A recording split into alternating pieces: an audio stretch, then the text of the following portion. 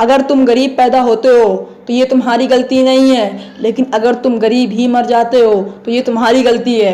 ये कहना है दुनिया में दूसरे नंबर के अमीर व्यक्ति बिल गेट्स का।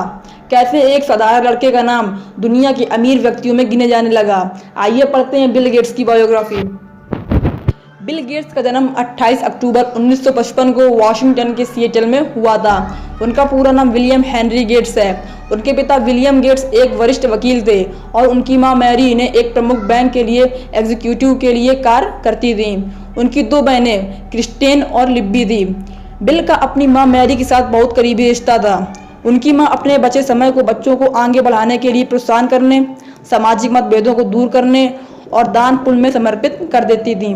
उनके पिता को यह विश्वास था कि बिल गेट्स भी उनके नक्शे कदम पर चलेंगे। शुरुआत से ही बिल पढ़ने में काफ़ी अच्छे थे। वे इंसाइक्लोपीडिया पर कई घंटे बिताते थे। उन्होंने स्कूल में भी अच्छा प्रदर्शन किया।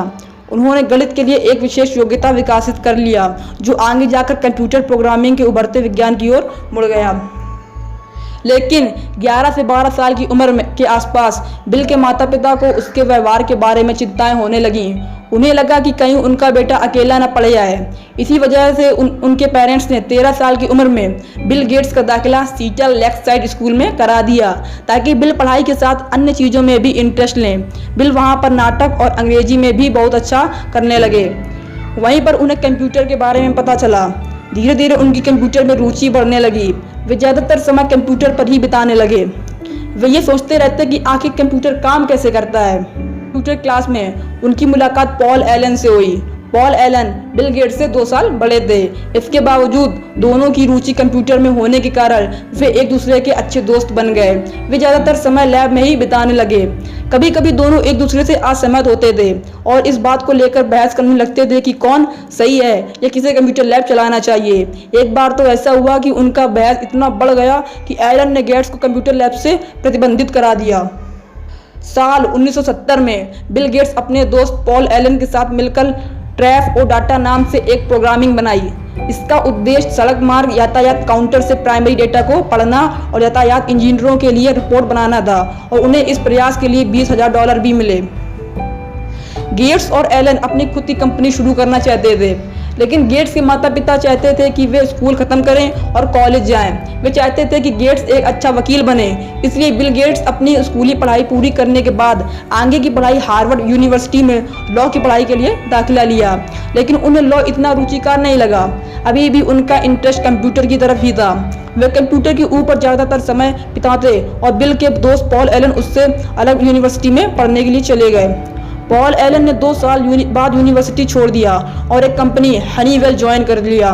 1974 में बिल गेट्स ने भी हनीवेल ज्वाइन कर लिया और बिल गेट्स इसी दौरान उनके दोस्त पॉल एलन ने बिल गेट्स को एक फेमस मैगजीन इलेक्ट्रॉनिक के आर्टिकल को दिखाया, जो एक अल्टेयर 8800 मिनी कंप्यूटर KIT के रूप पर आधारित था। बिल गेट्स और उनके दोस्त ने एक कंपनी से कांटेक्ट किया कि वो एक प्रोग्रामिंग पर काम कर रहे हैं जो अल्टेयर को चलाएगा, जबकि उनके पास ऐसा कोई सॉफ्टवेयर भी नहीं था। वे बस ये जानना चाहते थे कि कंपनी को इसकी ज़रूरत है या नहीं। जब कंपनी ने सॉफ्टवेयर टेस्ट के लिए बोला तो उन्होंने 2 महीने का वक्त मांगा और उसके बाद कंपनी के सामने पेश किया। सॉफ्टवेयर अच्छी तरह से काम करने लगा था। बिल गेट्स ने अपनी बुद्धिमानी का तो परिचय दे दिया। बिल गेट्स और पॉल एलन ने एक कदम और आगे बढ़ाते हुए 4 अप्रैल 1975 को माइक्रोसॉफ्ट की स्थापना की। गेट्स कंपनी को आगे बढ़ाने के लिए कड़ी मेहनत करने लगे। कभी कभी वे खुद ही कोडिंग में एरर्स को फिक्स करते थे।